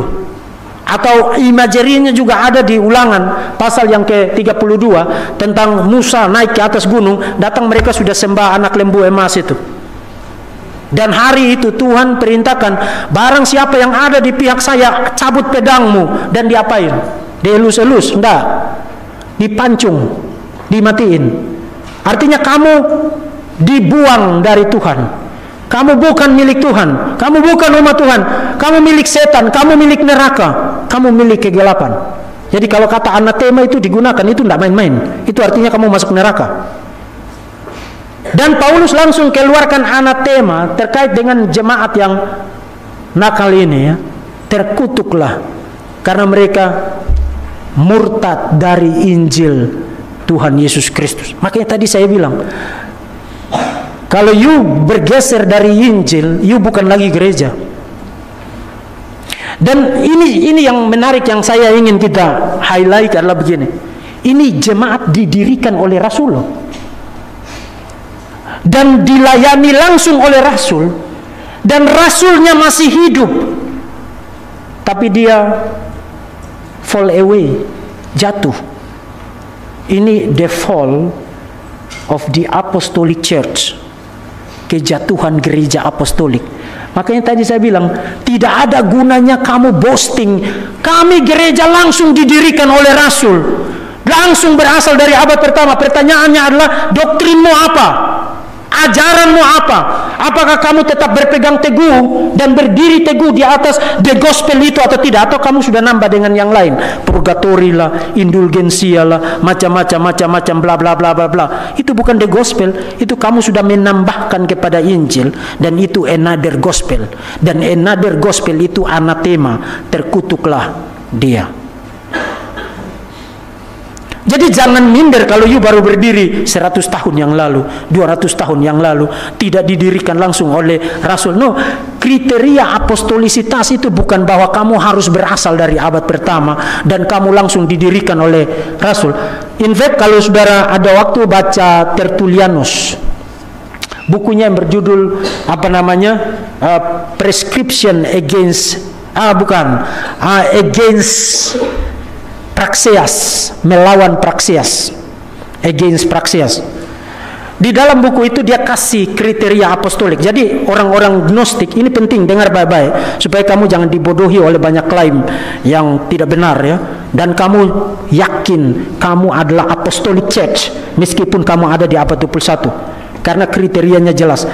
Tertullianus pada abad yang ketiga mengatakan ada 2 kriteria dari gereja apostolik. Kriteria yang pertama adalah uskupnya itu ada di dalam the chain of succession, itu rantai suksesi itu yang pertama. Dan yang kedua, meskipun uskupmu itu tidak langsung berasal di dalam rantai suksesi itu, tapi yang paling penting adalah apa yang dia sebut sebagai doctrinal succession, suksesi doktrinal. Jadi di dalam Against Praxeas dia mengatakan gereja-gereja masa kini itu didirikan tiap-tiap hari, tapi mereka tetap adalah apostolic church karena mereka punya iman yang sama dengan para rasul. Saudara lihat apa kriteria gereja apostolik? Punya iman yang sama dengan para rasul. Saudara punya iman yang sama dengan para rasul enggak? Yes dong. Saudara mengaku iman rasuli kan? Mengaku iman rasuli kan? Betul kan? Yes. Saudara gereja apostolik. Karena saudara mengaku iman apostolik, maka kamu adalah gereja apostolik. Jadi jangan membanggakan sesuatu yang tidak penting. Kami didirikan langsung oleh para rasul. Galatia didirikan langsung oleh Paulus, tapi murtad. Kami berasal dari abad pertama. Yes, Galatia juga abad pertama. Dan bahkan dia murtad ketika Rasul Paulus masih hidup. Apa poinnya itu?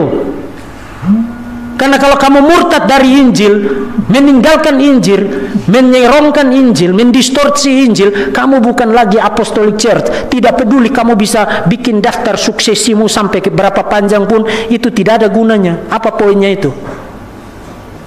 Jadi kriterianya adalah suksesi doktrin, bukan suksesi historical ini itu dan ini itu ya. Kriterianya adalah suksesi doktrin, setia kepada kebenaran Injil. Oke. Yang terakhir supaya saudara, ini sudah masih ada waktu 5 menit lagi. Udah lewat? Udah lewat? Hah? Kalau saudara lapar kasih tahu ya, kita bisa berhenti. Karena saya preacher, jadi kalau saya ngomong itu mau berapa jam juga ayo gitu. Pengkhotbah itu begitu. Makanya Paulus bilang karunia roh itu tunduk kepada nabi. Artinya nabinya harus bisa tahu diri untuk stop ya. Jangan mengikuti. Oke ya, kalau sudah waktunya tolong kasih tahu saya. Tapi teks yang terakhir saudara-saudara tentang apa itu Injil. Kalau saudara mau tahu apa itu Injil, itu ada di sini. 1 Korintus. Yang tadi saya sudah quote bagi saudara. 1 Korintus pasal yang ke-15. In fact saudara perlu baca satu pasal itu. Karena itu bicara tentang the gospel ya. Saudara perhatikan ayat yang pertama.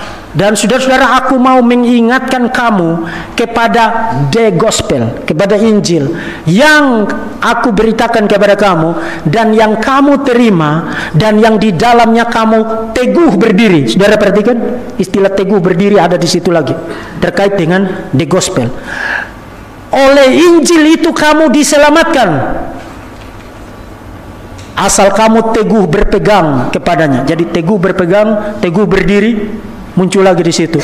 Seperti yang telah kuberitakan kepadamu, kecuali kalau kamu telah menjadi sia-sia saja menjadi percaya. Seperti gereja di Galatia menjadi sia-sia percaya karena meninggalkan Injil.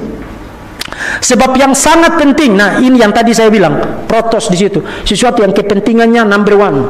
Ini tidak bisa jadi urutan kedua, tidak bisa jadi urutan ketiga. Berita paling mutlak dan paling sentral, paling utama dan terus menerus dari gereja harus the gospel. Saudara jangan pikir bahwa ini karena kita semua sudah Kristen maka kita sudah ngerti Injil. Oh no, justru yang paling banyak tidak ngerti Injil ini yang datang rajin tiap minggu ini. Injil harus diberitakan, dan kalau diberitakan terus menerus kan menolong mereka juga untuk jelaskan kepada orang lain kan. Nah, jadi yang sangat penting yang telah kusampaikan kepadamu yaitu apa yang telah kuterima sendiri. Jadi Injil itu bukan buatannya Paulus, bukan karangannya Paulus. Kalau ada orang mengatakan Pauluslah yang menciptakan kekristenan, no, Paulus hanya meneruskan apa yang dia terima. Dan istilah paradidomi di dalam bahasa Yunani itu berarti peralihan tradisi. Satu tradisi yang sudah fix dialihkan kepada orang lain untuk dia teruskan lagi, lalu orang itu dipercayakan untuk teruskan lagi. Itu istilah paradidomi di situ. Kuteruskan di situ. Yaitu apa yang telah kuterima sendiri ialah bahwa Kristus telah mati karena dosa-dosa kita sesuai dengan kitab suci, bahwa ia telah dikuburkan dan bahwa ia telah dibangkitkan pada hari yang ketiga sesuai dengan kitab suci, bahwa ia telah menampakkan diri kepada Kefas dan kemudian kepada ke-12 muridnya. Sesudah itu ia menampakkan diri kepada lebih dari 500 saudara sekaligus. Kebanyakan dari mereka masih hidup sampai sekarang, tetapi berapa di antaranya telah meninggal. Selanjutnya ia menampakkan diri kepada Yakobus, kemudian kepada semua rasul, dan yang paling terakhir dari semua, dia menampakkan diri juga kepadaku, dan seterusnya. Saudara perlu baca 1 Korintus pasal 15. Kita punya beberapa penjelasan ya. Saya minta 10 menit lagi untuk saya finishkan ini ya. Injil, kalau saudara perhatikan muncul di ayat 1, ayat 2 kan. Jadi itu teks tentang Injil. Nah, kalau saudara perhatikan komposisi dari satu pasal itu, pertama kita bisa gunakan 8 istilah kunci untuk bicara tentang what is the gospel. Yang pertama, Injil itu adalah news, good news yang kristologikal, yang bersifat kristologis. Saudara perhatikan itu, Christ center ya, ayat yang ketiga, dan juga 1 Korintus pasal 2 ayat yang kedua. Saya tidak ada waktu untuk jelaskan itu, nanti saudara boleh teliti sendiri di rumah ya.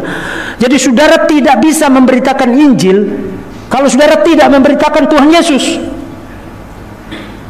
Dan kalau saudara lihat, ada satu pengakuan iman lagi gereja mula-mula yang dikutip Paulus di dalam Roma pasal 10 ayat 9-10 yang terkenal. Barang siapa mengaku dengan mulut bahwa Yesus adalah Tuhan dan percaya dalam hati Allah telah membangkitkan dia dari antara orang mati, kamu diselamatkan. Itu pengakuan iman gereja mula-mula loh, itu yang dikutip oleh Paulus. Percaya Yesus Tuhan berarti bicara tentang siapa dia, personnya. Kemudian membangkitkan dia dari antara orang mati berarti bicara tentang karyanya.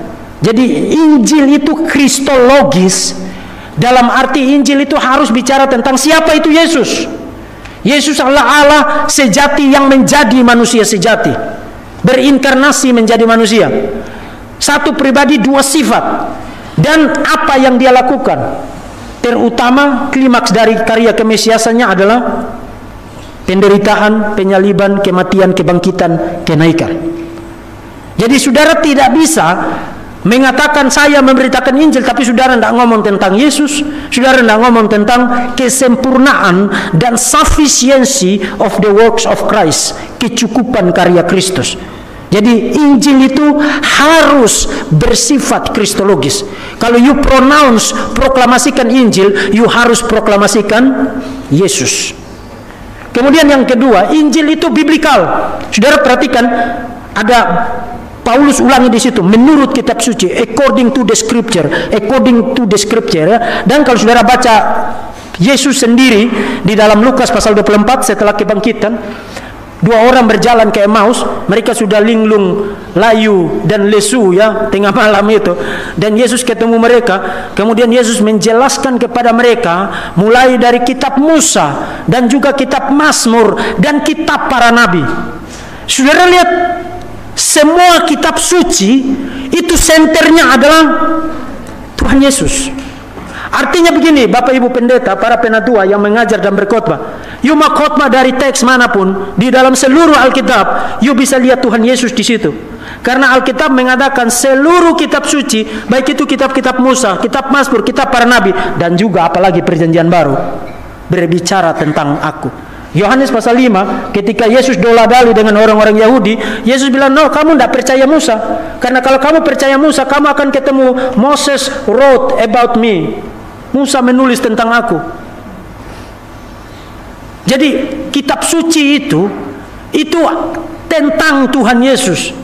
Klimaks, sayang sekali tidak ada waktu, tapi saya bisa jelaskan kepada saudara kenapa itu sesuatu yang make sense sekali. Storyline dari kitab suci, Kejadian sampai dengan Maleaki, kalau saudara tanya pertanyaan ini, Kejadian pasal 3, Tuhan menjanjikan tentang the seed of the woman, keturunan perempuan itu akan lahir dan meremukkan kepala ular. Pertanyaan saya, di dalam perjanjian lama siapa yang menggenapi itu? Tidak ada. Maleaki itu kitab terakhir ditutup dengan tanda tanya itu, big question mark itu. Who is the seed of the woman? Siapa itu keturunan perempuan? Tidak ada jawabannya. Perjanjian lama diakhiri dengan tanda tanya. Jadi seluruh storyline dari kitab suci perjanjian lama memimpin kepada fulfillmentnya, yaitu Tuhan Yesus Kristus. Maka tidak heran Tuhan Yesus bilang, kamu bodoh, kamu tidak ngerti kitab suci kalau kamu tidak ketemu saya di situ. Kitab suci itu kristological, according to the scripture. Jadi the gospel itu biblical. The gospel itu bukan karangan akal-akal manusia, spekulasi filsafat yang kosong. The gospel itu biblical. Yang kedua, historical. Saudara, satu-satunya agama di dalam dunia ini yang berani menjangkarkan kebenaran fundamental dari imannya di atas bukti sejarah adalah kekristenan.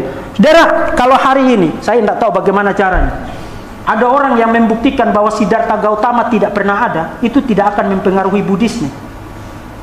Kalau ada orang pernah membuktikan bahwa para dewa-dewi Hindu itu tidak ada, itu tidak akan mempengaruhi Hinduisme. Karena historical perspektif dan theological confession itu dua hal yang berbeda di dalam semua agama. Tapi saudara perhatikan di 1 Korintus Paulus bilang begini, jika Kristus tidak dibangkitkan, maka sia-sialah kamu menjadi percaya, dan kami terbukti sebagai pendusta. Saya pendusta, para pendeta ini pendusta, gereja ini berdusta kepada saudara. Saudara lebih baik bubar dari sini, pergi sibuk dengan kepekerjaanmu sendiri, jadi ateis atau apapun. Kalau Kristus tidak dibangkitkan, but sebaliknya, kalau Kristus dibangkitkan dan kamu tidak percaya kepada Kristus, kamu dalam masalah besar. Paulus bilang, kalau Kristus tidak dibangkitkan sia-sia. Artinya begini, bagian dari validitas berita proklamasi Kristen itu terkait erat dengan historical truth-nya, kebenaran historikalnya. Itu sebabnya studi sejarah, studi historical melebihi semua agama manapun, itu mendapat porsi yang sangat besar sekali di dalam kekristenan. Saudara-saudara, para ahli yang memberi perhatian besar, para ahli agama yang memberi perhatian besar tetap terhadap masalah agama. Saudara, mereka ribuan jutaan dolar pergi adakan penggalian arkeologi, pergi ke Palestina sana, teliti Dead Sea Scrolls, segala macam. Itu kemarin STRI beli perkamen, Torah perkamen, itu harganya $1 juta. Mahal sekali. $1 juta itu US bukan US. $1 juta dibeli untuk kepentingan studi, kepentingan akurasi. Kenapa buang uang banyak begitu? Karena kalau itu tidak benar, sia-sialah kamu menjadi percaya. Apa gunanya $1 juta itu dibandingkan dengan kebenaran iman Kristen? Satu-satunya agama yang memberi perhatian terhadap historical claims, historical truth adalah kekristenan. Itu sebabnya kita bisa bicara dengan yakin Yesus pasti mati melalui penyaliban. Itu diakui bahkan oleh para ahli yang ateis, yang agnostik, yang ateis, yang Yahudi. Saudara-saudara, studi the historical Jesus supaya saudara jangan minder jadi orang Kristen. Satu-satunya agama yang berani berdiri dengan dada dibusungkan dan berkata, saya bisa buktikan iman saya, itu kekristenan. Yang lain-lain itu kan klaim-klaim doang. The historical Jesus study, saya studi perjanjian baru. The historical Jesus study itu isinya bukan hanya orang Kristen yang konservatif. Isinya liberal, neo-ortodoks, ateis, Yahudi, agnostik. Saudara ingat Bart Ehrman yang profesor perjanjian baru yang terkenal agnostik itu, dia kan bukan Kristen. Gerd Ludemann yang ateis, kemudian orang-orang Yahudi, semua join studi the historical Jesus, dan mereka bilang apa? Kematian Yesus melalui penyaliban pada masa pemerintahan Pontius Pilatus adalah salah satu fakta sejarah kuno yang paling pasti. Nah, kalau itu paling pasti, sekarang tinggal satu langkah, Yesus bangkit. Karena sekarang ini kan Muslim tidak percaya Yesus mati melalui penyaliban, bukan? Menurut mereka ada seseorang yang diserupakan, bukan? Dan saudara tanya, siapa yang diserupakan? Kemudian kenapa dia diserupakan? Kok mau dia diserupakan? Kemudian pada waktu dia ditangkap, dia meronta-ronta. Nah, bukan saya, bukan saya. Ini wajah saya aja yang disulap. Hei, Tuhan tidak butuh stuntman. Itu adalah sebuah cosmic trick No, itu tidak sesuai dengan karakternya Tuhan. Saudara lihat, setiap penyimpangan terhadap Injil selalu menghasilkan dusta yang lain. Dan saudara bisa lihat itu dengan gampang. No, Injil itu simple, plain and simple. Yesus mati melalui penyaliban. Dan 3 hari kemudian dia bangkit dari kematian. Dan saudara perhatikan di 1 Korintus 15, dia bahkan list 500 saksi. Di pengadilan sekarang saudara butuh berapa saksi? Maksimal, minimal 2 saksi.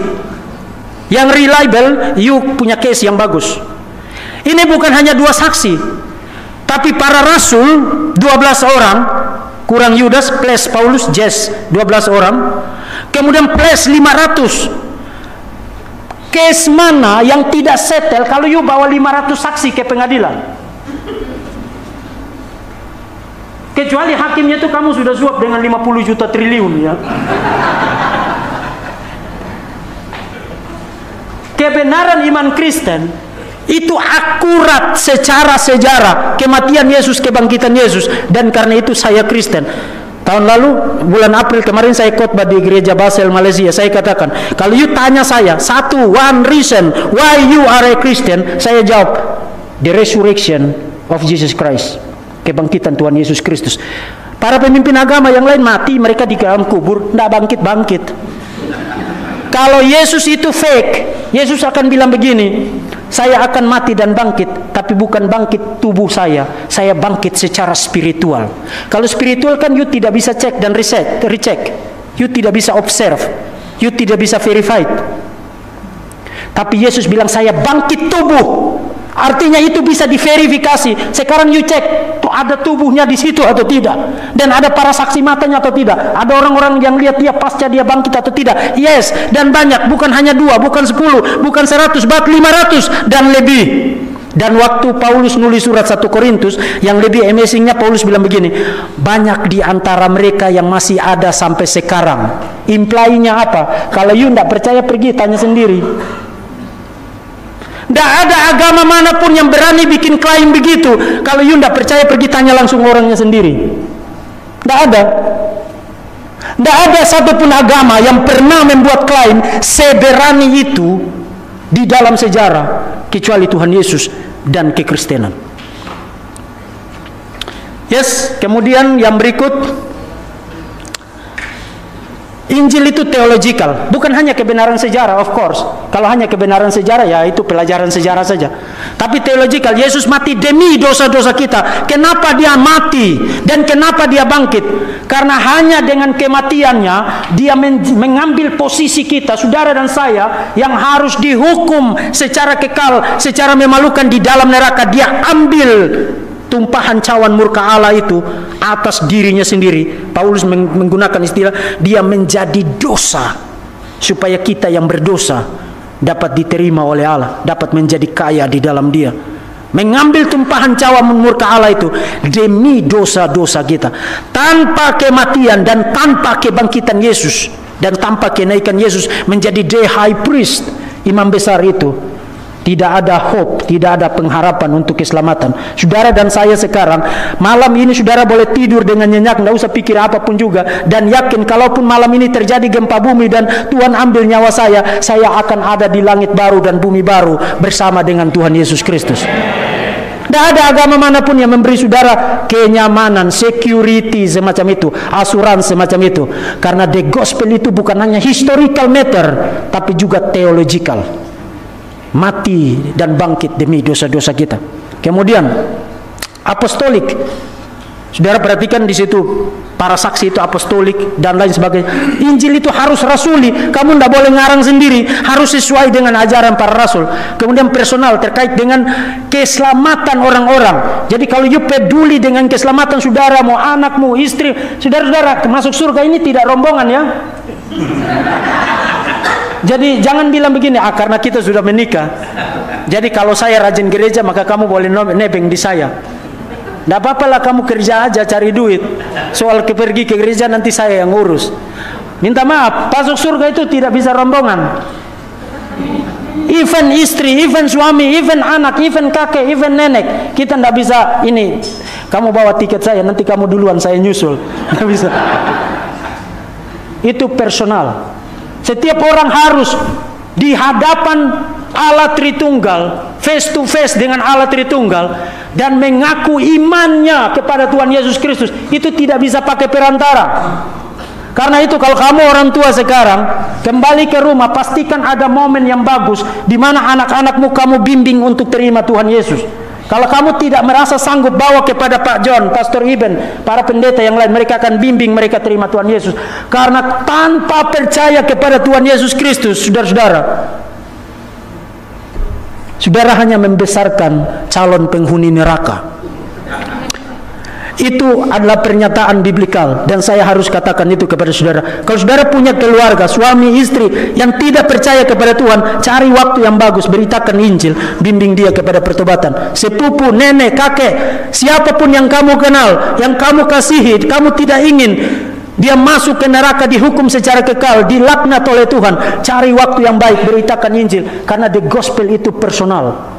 Orang harus membuat personal decision dan personal commitment untuk percaya kepada Tuhan Yesus Kristus. Itu the gospel. Itu Injil. Kemudian the gospel itu universal, bukan universal dalam arti semua orang akan masuk surga, bukan. Universal dalam arti the gospel itu tidak rasis, tidak sukuisme, tidak nasionalistik. Saudara, satu-satunya agama yang membuat klaim segala lidah akan mengaku, segala suku bangsa. Pergilah jadikan segala suku bangsa pantata etne muridku. Tidak peduli saudara orang dari suku mana, dari latar belakang apa, warna kulitnya apa, rambutnya apa, dan seterusnya. Tidak peduli apapun latar belakangmu, saudara. Injil bagi saudara. Saudara punya kesempatan untuk bisa diselamatkan.